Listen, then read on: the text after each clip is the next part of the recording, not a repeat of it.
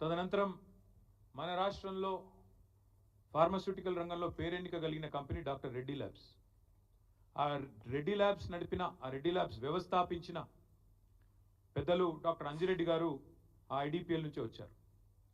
తదనంతరం ఆ రెడ్డి ల్యాబ్స్ నుంచి చాలామంది ఇవాళ ఎంఎస్ఎన్ ల్యాబ్స్ అని ఎంఎస్ఎన్ రెడ్డి గారు, హెట్రో నుంచి వచ్చిన పార్సారథి రెడ్డి గారు, తర్వాత ఆరోబిందో వాళ్ళు, వీళ్ళందరూ కూడా ఐడిపిఎల్ అనే పేరెంట్ సంస్థ నుంచే అందులోంచి వచ్చిన వాళ్ళే వీరంతా కూడా.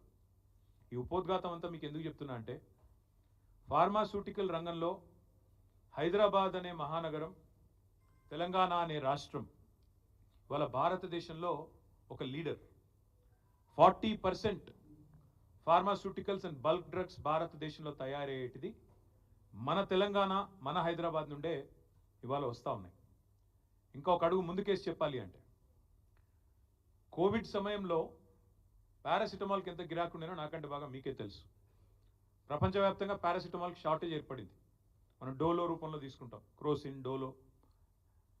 వాటికి సంబంధించి ఆనాడు అప్పటి అధ్యక్షుడు, అమెరికా అధ్యక్షుడు డొనాల్డ్ ట్రంప్ మన ప్రధానమంత్రి గారికి ఫోన్ చేసి, మీ భారతదేశంలో ఫార్మాస్యూటికల్స్ చాలా విస్తారంగా పనిచేస్తూ ఉన్నాయి, మాకు ఈ పారాసిటమాల్ కావాలి అంటే, డొనాల్డ్ ట్రంప్ గారు కూడా, ఆనాడు నేను మంత్రిగా ఉన్నా కాబట్టి తెలుసు, ప్రభుత్వంలో మేము ఉన్నాం కాబట్టి తెలుసు, ఆనాడు అప్పటి మన ముఖ్యమంత్రి కేసీఆర్ గారికి ఫోన్ చేసి, వాళ్ళ అధికారులు మన అధికారులు సయోధ్యతో, అండర్స్టాండింగ్తో ప్రపంచవ్యాప్తంగా ఉన్న పరిస్థితులను దృష్టిలో పెట్టుకొని పారాసిటమాల్ ఉత్పత్తిని కూడా పెంచాలి అని చెప్పి అప్పటి ఫార్మాస్యూటికల్ కంపెనీని పిలిచి మేము ఆనాడు ఒక ఆలోచనతోని వాళ్ళని కాన్ఫిడెన్స్లో తీసుకొని ఆ రంగాన్ని ముందుకు పోయినాం.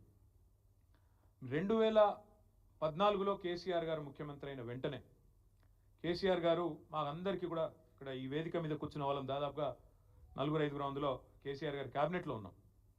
కేసీఆర్ గారు మాకు ఒక్కటే చెప్పారు, క్యాబినెట్లో కానీ, శాసనసభ పక్ష సమావేశాల్లో కానీ, బహిరంగ సభల్లో కానీ, మనం అనుకున్న రాష్ట్రం వచ్చింది, ఇప్పుడు పంచాయతీలు పెట్టుకోవద్దు, ప్రజలతో వాళ్ళ ఆకాంక్షలకు అనుగుణంగా అభివృద్ధిని, సంక్షేమాన్ని ముందుకు తీసుకొని పోవాలి.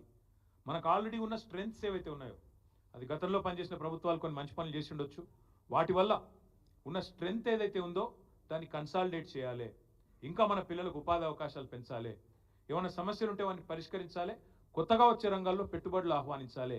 ఇంత ఒక ఇంటిగ్రేటెడ్ ఆలోచనతో కేసీఆర్ గారు ఆనాడు 3 హెలికాప్టర్లలో పారిశ్రామికవేత్తలను, అధికారులను, మా ప్రజాప్రతినిధులను తీసుకొని ఎక్కడ, ఎందుకంటే అది కూడా ఉత్తగానే ఆషామాషిగా చేయలేదు, మీకు బాగా యాదుకుండాలి.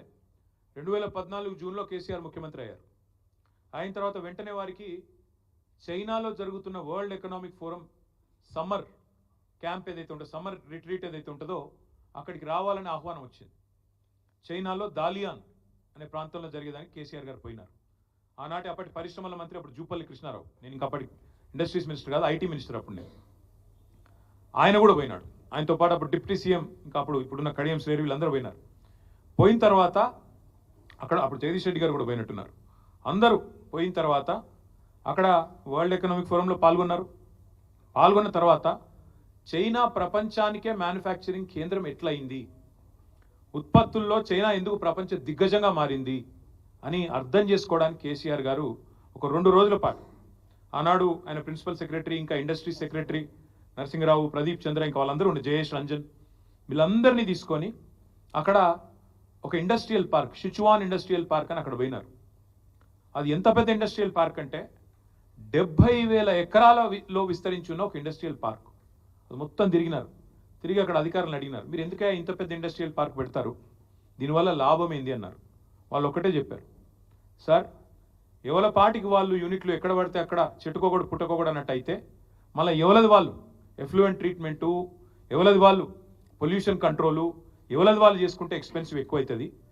అన్నిటినీ ఒక సమూహంగా తెచ్చి ఒక దగ్గర పెడితే common treatment facilities, common effluent facilities, common cooling facilities, common heating facilities, common electrical facilities, common utilities, ఇవన్నీ పెడితే ఎకానమీస్ ఆఫ్ స్కేల్ వస్తుంది. ఎకానమీస్ ఆఫ్ స్కేల్ అంటే ఏంది, ఒక చోట ఉండడం వల్ల కాస్ట్ ఆఫ్ ప్రొడక్షన్ తగ్గడానికి ఈ ఫెసిలిటీలన్నీ మళ్ళీ డూప్లికేషన్ లేకుండా, ఎవరిది వాళ్ళు మలమల చేసే అవసరం లేకుండా అన్నీ ఒక చోట పెడితే ఖర్చు తగ్గుతుంది, ఉత్పత్తి ప్రొడక్టివిటీ పెరుగుతుంది.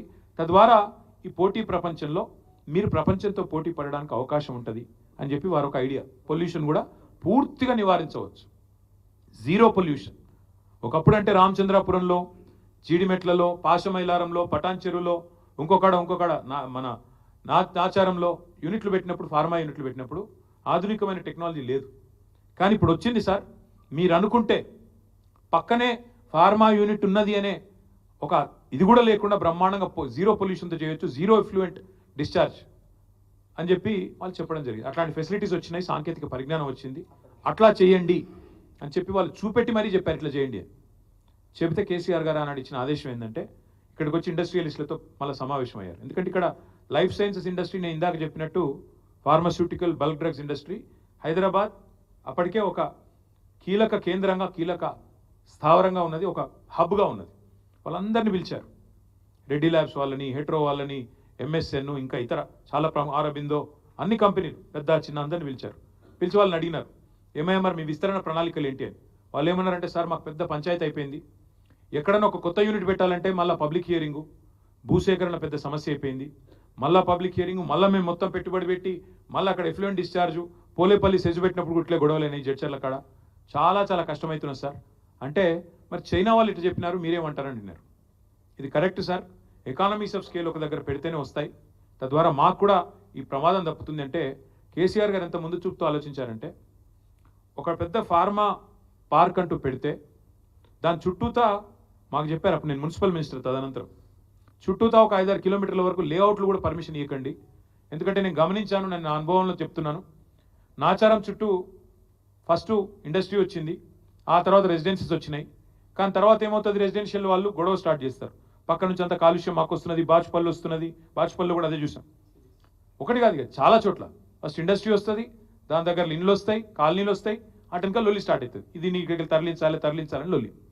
కాబట్టి కేసీఆర్ గారు మాకు ఎంత దూరం చెప్పారంటే, మనం ముచ్చర్లలో ఫార్మా పార్క్ పెడదాము, పెట్టి అది కూడా ఉత్తగానే తీసుకోవాలని నిర్ణయం.